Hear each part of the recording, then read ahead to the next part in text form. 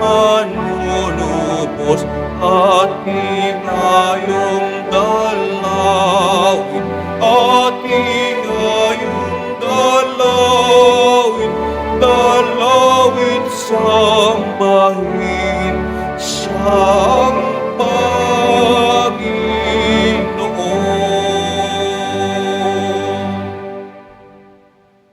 Sa ngalan ng Ama at ng Anak at ng Espiritu Santo, Amen. sumainyo ang Panginoon. At sumaiyo rin. Mga kapatid, aminin po natin ang ating mga kasalanan upang marapat tayong gumanap sa banal na pagdiriwang.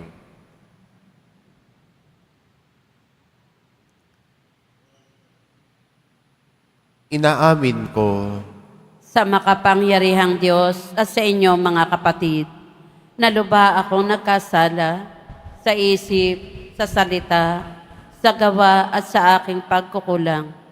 Kaya isinasamo ko sa mahal na Birheng Maria, sa lahat ng mga anghel at mga banal, at sa inyo mga kapatid, na ako'y panalangin sa Panginoong ating Diyos.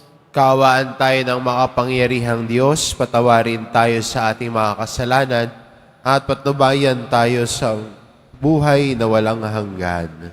Amen. Panginoon, kaawaan mo kami. Panginoon, kaawaan mo kami. Kristo, kaawaan mo kami. Kristo, kaawaan mo kami. Panginoon, kaawaan mo kami. Panginoon, kaawaan mo kami. Manalangin tayo.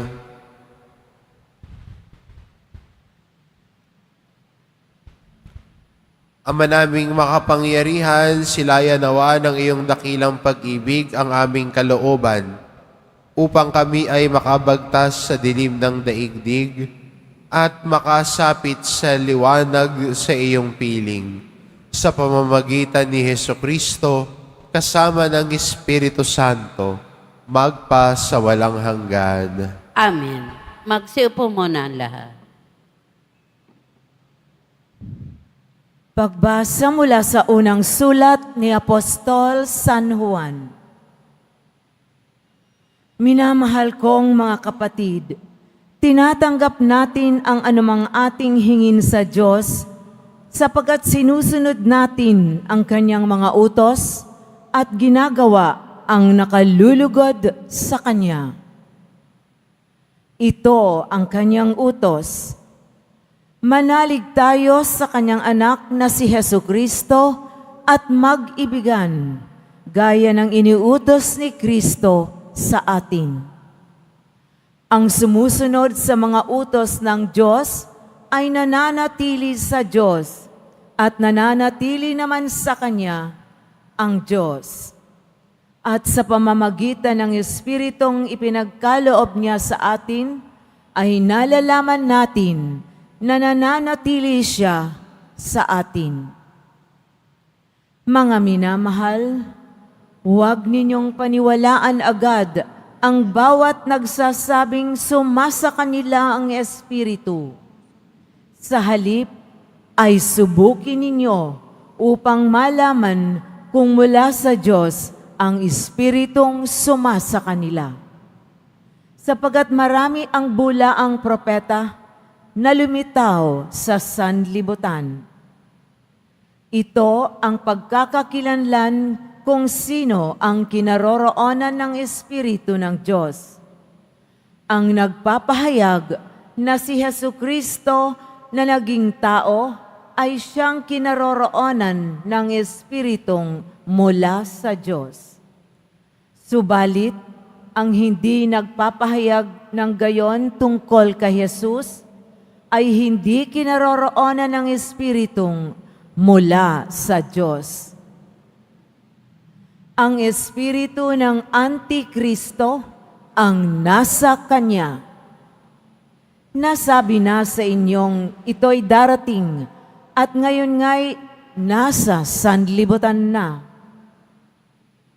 Mga anak, kayo'y sa Diyos at pinagtagumpayan ninyo ang mga bulaang propeta, sapagkat ang Espiritong nasa inyo ay makapangyarihan kaysa Espiritong nasa mga makasanlibutan. Sila'y sa sanlibutan, kaya't mula sa sanlibutan ang itinuturo nila, at nakikinig sa kanila ang sanlibutan. Ngunit tayo'y sa Diyos.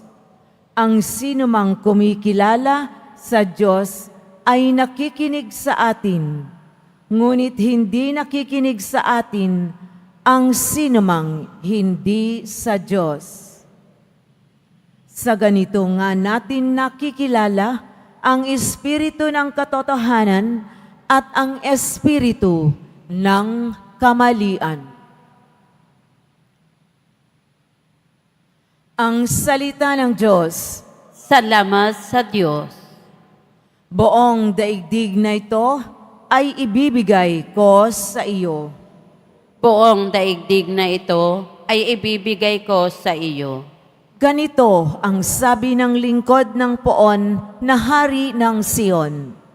Aking ihahayag ang ipinag-utos nitong Panginoon. Ikaw ang anak kong pinakamamahal, at mula ngayon, ako namang ito ang giliw mong ama sa habang panahon. Hingin mo sa akin ang lahat ng bansa at ibibigay ko. Anumang narito sa buong daigdig ay magiging iyo. Buong daigdig na ito ay ibibigay ko sa iyo. Kayong mga hari at tagapamuno sa lahat ng bansa, mag-ingat kayo at magpakabuti sa pamamahala. Ang Panginoong Diyos inyong paglingkurat katakutang lubha. Buong daigdig na ito ay ibibigay ko sa iyo. Magsitayo po ang lahat.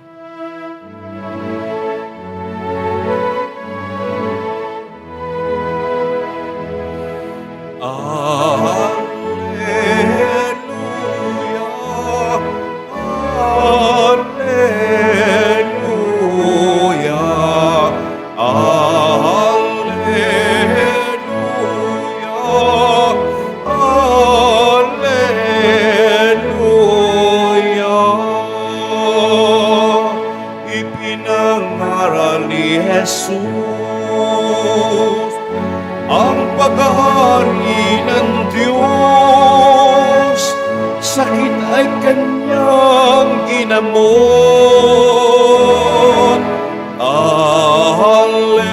Alleluia, alleluia,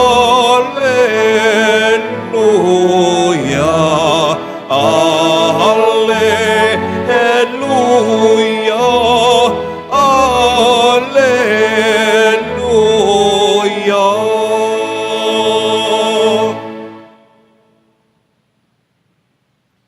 Sumainyo ang Panginoon, At sumaiyo rin.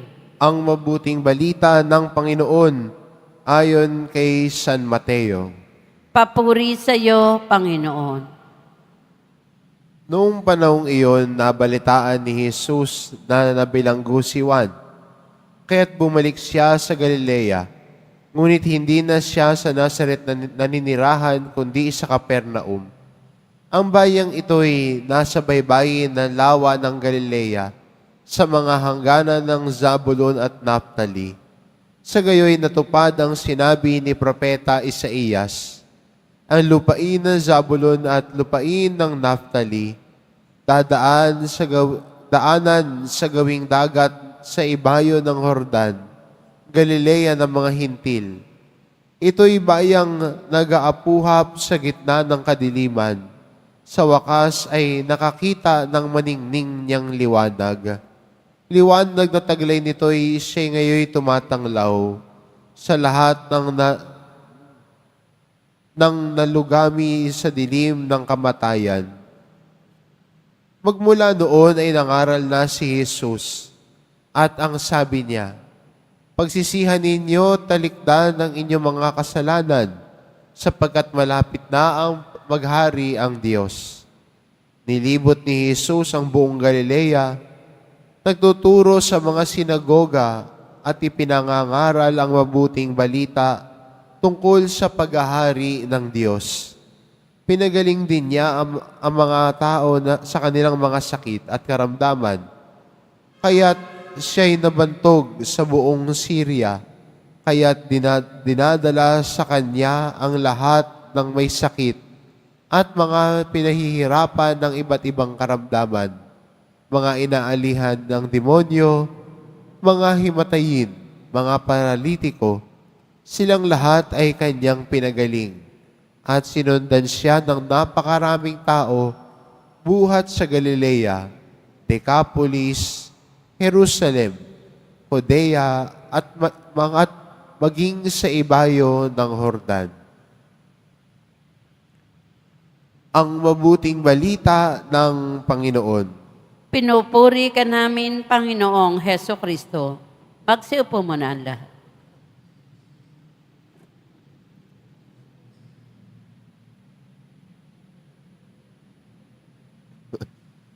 Naalala ko nung bata ako, at sabi ko, parang yata ho akong maliligaw.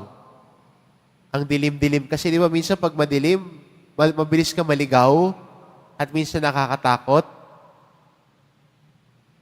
At may nagsabi sa akin, paano ho ba makalabas sa kalsadang ito? Naglalakad ho ako noon. Ang sabi sa akin nung tatanungan ko, pag may nakita na ho kayong ilaw, yun na po yung hinahanap yung kalsada. Nakalabas na ho kayo rito. Divisoria po yung binabanggit ko. Sa Divisoria ho, may isang kalsada ho doon, walang ilaw. At punong-puno ng takot na dadaan doon. Pero nagtanong ako, saan po mapuntang ganito? Pag may nakita ka ng ilaw, yun na yun. At pag nakalabas na ako doon sa madilim na kalsada na yon, at may ilaw na, hindi na ako takot maglakad.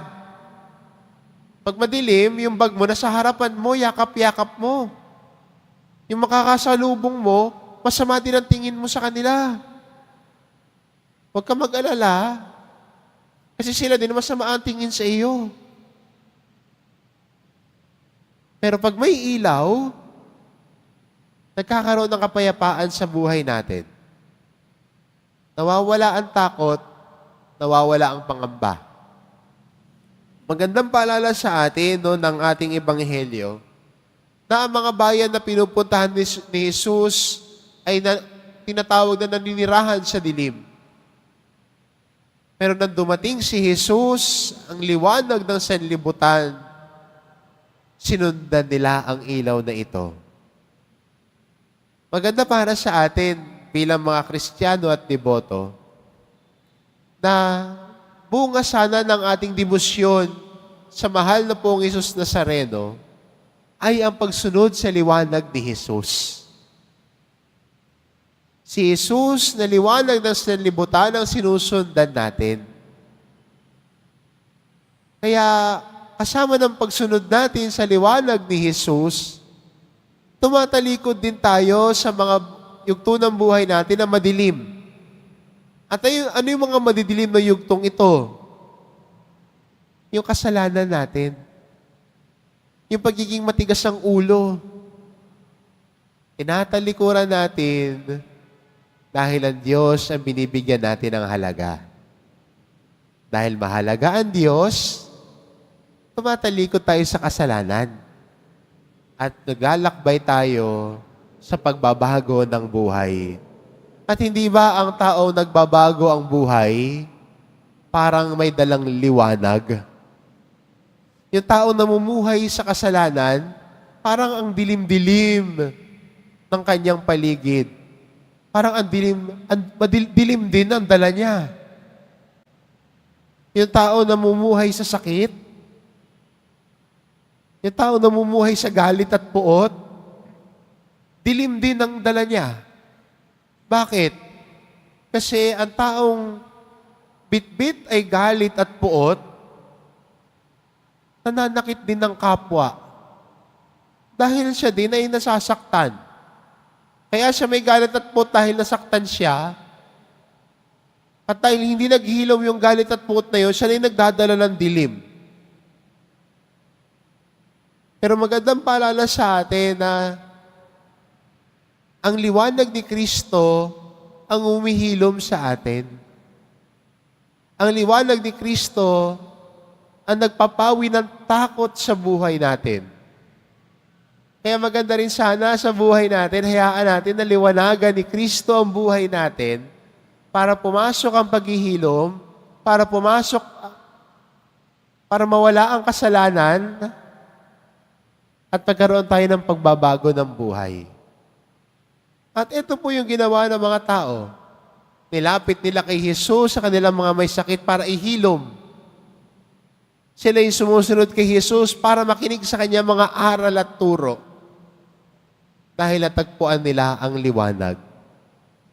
Tayo bilang mga Kristiyano, sana natagpuan talaga natin yung liwanag.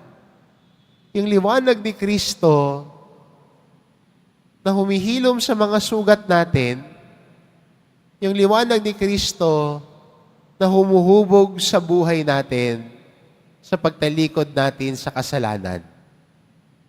At kasama din noon sa paghahanda natin sa kapistahan, ay patuloy tayong lumalalim sa pagninilay natin na dahil natagpuan natin ang liwanag ni Kristo, sinusundan natin siya.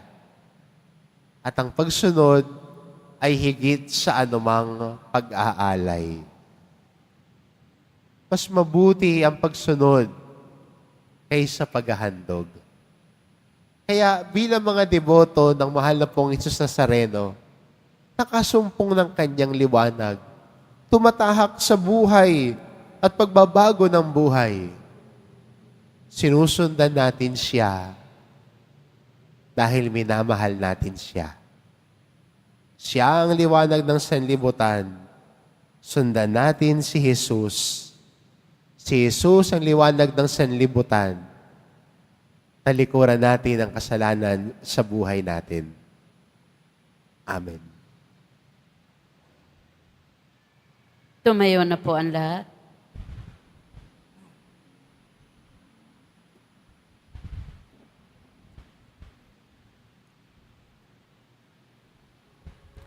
Minamahal ko mga kapatid, lumapit tayo ngayon sa Ama na tumupad sa kanyang pangako nang isugo niya sa atin ang kanyang anak upang ihatid ang kaharian ng Diyos dito sa lupa.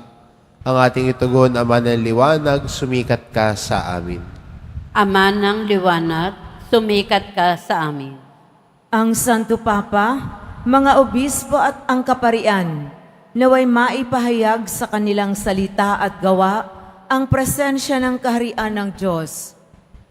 Manalangin tayo. Ama ng liwanag, sumikat ka sa amin. Ang mga pinuno ng pamahalaan, naway magbigay ng liwanag sa mga taong nabubuhay sa dilim sa pamamagitan ng kanilang tapat na paglilingkod sa mga ito. Manalangin tayo. Ama ng liwanag, sumikat ka sa amin.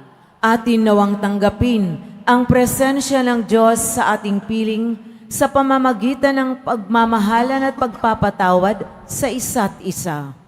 Manalangin tayo.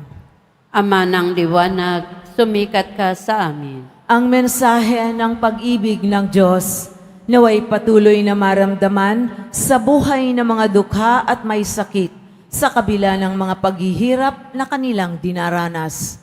Manalangin tayo.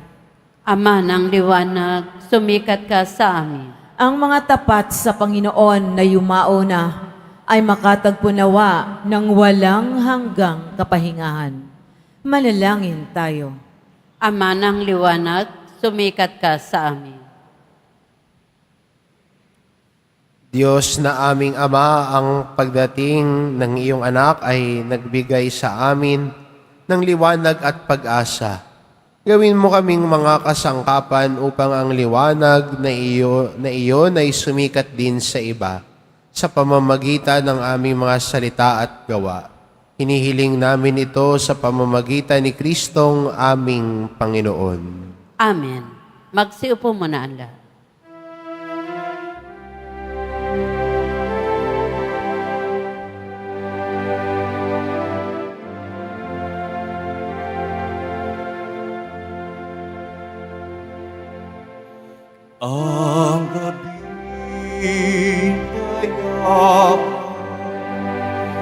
lahat ay tahimik, ating pangatala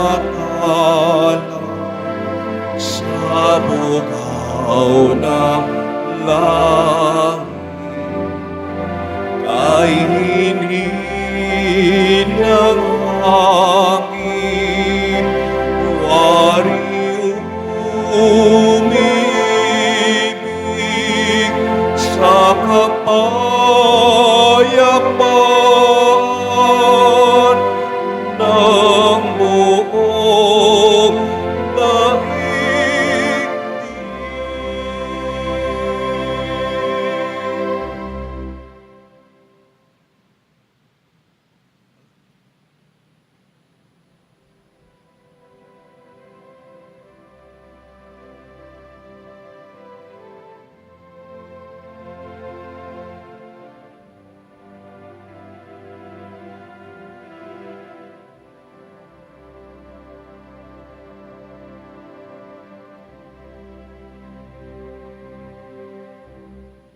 Tumayo na po ang lahat. Manalangin kayo mga kapatid, upang ang paghahain natin ay kalugdan ng Diyos amang makapangyarihan. Tanggapin nawa ng Panginoon itong paghahain sa iyong mga kamay, sa kapurihan niya at karangalan, sa ating kapakinabangan at sa buong sambayanan niyang banal. Ama naming lumikha, tanggapin mo ang mga alay upang maganap ang pagpapalitan ng iyong kaloob na handog sa aming paghahain na iyon na ring ibinigay para kami maging marapat na iyong paunlakan sa pamamagitan ni Hesukristo kasama ng Espiritu Santo magpa sa walang hanggan. Amen. Sumainyo ang Panginoon. At sumaiyo rin. Itaas sa Diyos ang inyong puso at diwa. Itinaas na namin sa Panginoon. Pasalamatan natin ang Panginoong ating Diyos. Marapat na siya ay pasalamatan. Ama naming makapangyarihan, tunay ngang marapat na ikaw ay aming pasalamatan sa pamamagitan ni Hesukristo na aming Panginoon. Sa katauhan ng iyong isinugong Mesiyas, nahayag sa amin ang katuparan ng iyong balak. Ngayon nga ay iyong ipinakikita sa tanan ang liwanag na tumatanglaw sa sangkatauhan. Sa pagpapahayag ng anak mong ginigiliw na siya ay hindi naiiba sa amin. Minarapat mong sa pagkatao namin magningning ang kariktan ng kadakilaan niyang di magmamaliw. Kaya kaisa ng mga anghel na nagsisiawit ng papuri sa iyo, nang walang humpay sa kalangitan, kami nagbubunyi sa iyong kadakilaan. Santo, Santo, Santo, Panginoon Diyos na mga hukbo, napupuno ang langit at lupa ng kadakilaan mo, o sana sa kaitaasan. Pinagpala ang naparirito sa ngalan ng Panginoon, o sana sa kaitaasan. Magsiluhod po ang lahat. Ama naming banal, ikaw ang bukal ng tanang kabanalan, kaya't sa pamamagitan ng iyong Espiritu, gawin mong banal ang kaloob na ito upang para sa amin maging katawan at dugo ng aming Panginoong Hesukristo. Bago niya pinagtiisang kusang loob na maging handog, hinawakan niya ang tinapay, pinasalamatan kanya, pinaghati-hati niya iyon, iniabot sa kanyang mga alagad at sinabi, "Tanggapin ninyong lahat ito at kanin, ito ang aking katawan na ihahandog para sa inyo."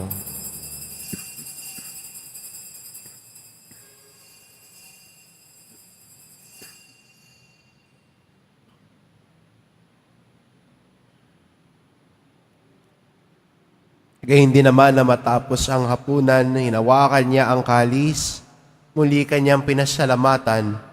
Iniabot niya ang kalis sa kanyang mga alagad at sinabi, "Tanggapin ninyong lahat ito at inumin, ito ang kalis ng aking dugo, ng bago't walang hanggang tipan. ang aking dugo na ibubuhos para sa inyo at para sa lahat sa ikapagpapatawad ng mga kasalanan. Gawin ninyo ito sa pag-alala sa akin.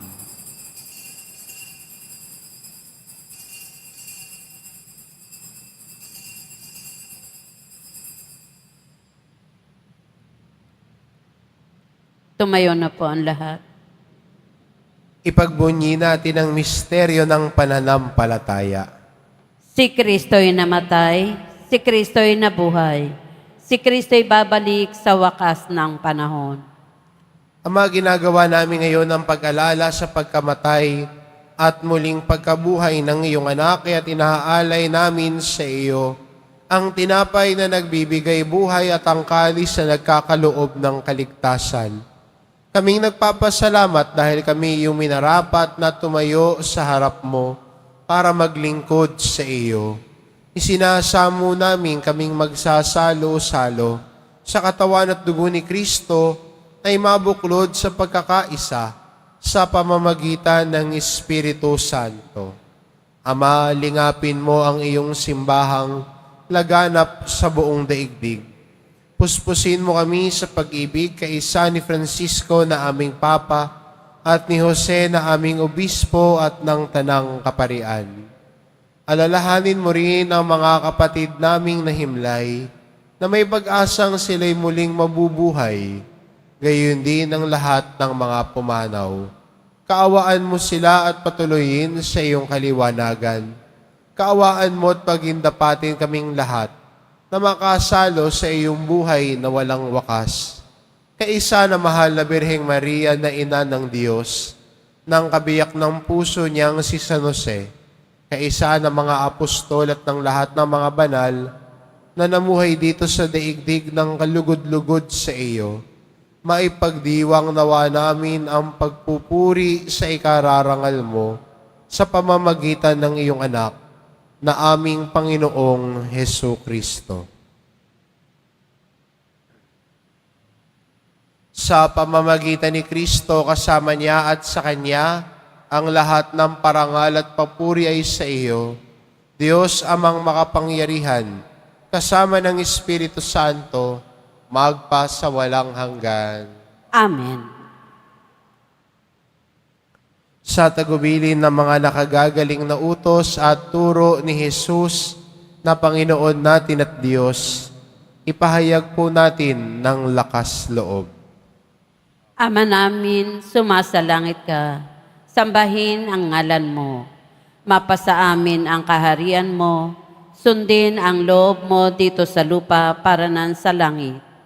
Bigyan mo kami ngayon ng aming kakanin sa araw-araw, at patawarin mo kami sa aming mga sala, para ng pagpapatawad namin sa nakakasala sa amin. At huwag mo kaming ipahintulot sa tukso, at iadya mo kami sa lahat ng masama. Hinihiling namin kami adya sa lahat ng masama, pagkalooban ng kapayapaan araw-araw iligtas sa kasalanan, at ilayo sa lahat ng kapahamakan. Samantalang aming pinananabikan ng dakilang araw ng pagpapahayag ng tagapagligtas naming si Hesu Kristo. Sapagkat iyo ang kaharian at ang kapangyarihan at ang kapurihan magpakailanman. Amen. Panginoong Jesucristo, sinabi mo sa iyong mga apostol, kapayapaan ang iniiwan ko sa inyo, ang aking kapayapaan ang ibinibigay ko sa inyo. Tungayan mo ang aming pananampalataya at huwag ang aming pagkakasala. Pagkalooban mo kami ng kapayapaan at pagkakaisa, ayon sa iyong kalooban, kasama ng Espiritu Santo, magpa sa walang hanggan. Amen. Ang kapayapaan ng Panginoon ay laging sumainyo. At sumaiyo rin. Magbigayan kayo ng kapayapaan sa isa't isa. Kordero ng Diyos na nag-aalis sa mga kasalanan ng sanlibutan, maawa ka sa amin. Kordero ng Diyos na nag-aalis ng mga kasalanan ng sanlibutan, maawa ka sa amin. Kordero ng Diyos na nag-aalis ng mga kasalanan ng sanlibutan, ipagkaloob mo sa amin ang kapayapaan. Magsiluhod po ang lahat.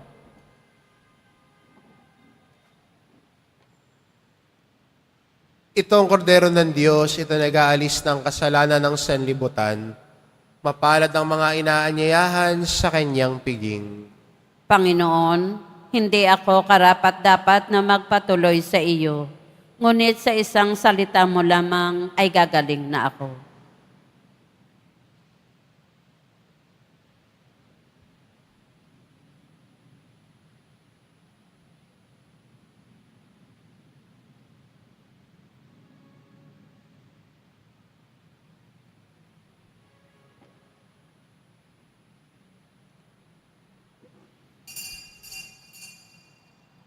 Para sa lahat ng tatanggap ng banal na komunyon, sasagot po tayo ng amin. Pagkasabi ng pari o ng lay minister ng katawan ni Kristo at isubo agad sa bibig bago umalis sa harapan ng pari o lay minister. Sumunod po tayo.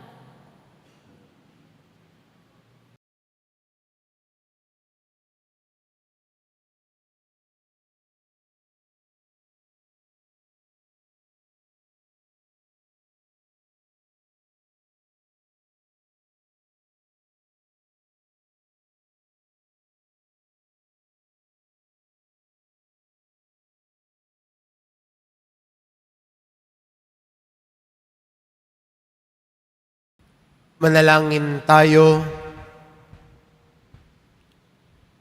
Ama naming mapagmahal, kaming iyong pinapagsalo sa banal na pakikinabang ay patatagin mong ganap sa aming pamumuhay araw-araw sa pamamagitan ni Hesukristo, kasama ng Espiritu Santo, magpa sa walang hanggan. Amen. Sumainyo ang Panginoon. At sumaiyo rin. Mahal na pong Jesus Nazareno, inihayag mo sa pamamagitan ng krus ang walang maliw na pag-ibig ng Diyos sa sangkatauhan. Pakinggan mo ang kahilingan lalo na para sa mga nangangailangan ng iyong tulong at awa. Makamtanawa namin ang iyong kasagutan na may utang na loob na tinatanaw. Basbasan din po ninyo ito mga imahen at dasalan upang lalo kaming manalangin at magtiwala sa pamamagitan ng bendisyon na ito, naway lalo kaming maging mapaglingkod, masunurin at tapat sa iyo na aming maluwalhating Panginoon, magpa sa walang hanggan. Amen. At pagpalain kayo ng ating mapagmahal na Diyos, ang Ama at ang Anak at ang Espiritu Santo. Amen. Umayo kayo, taglay ang kapayapaan ng poong Jesus Nazareno. Salamat sa Diyos.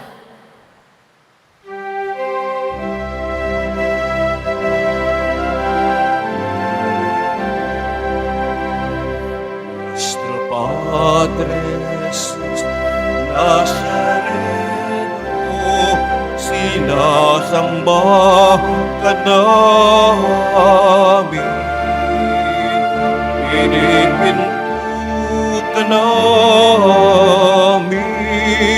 aral mo ang aming buhay at kaligtasan.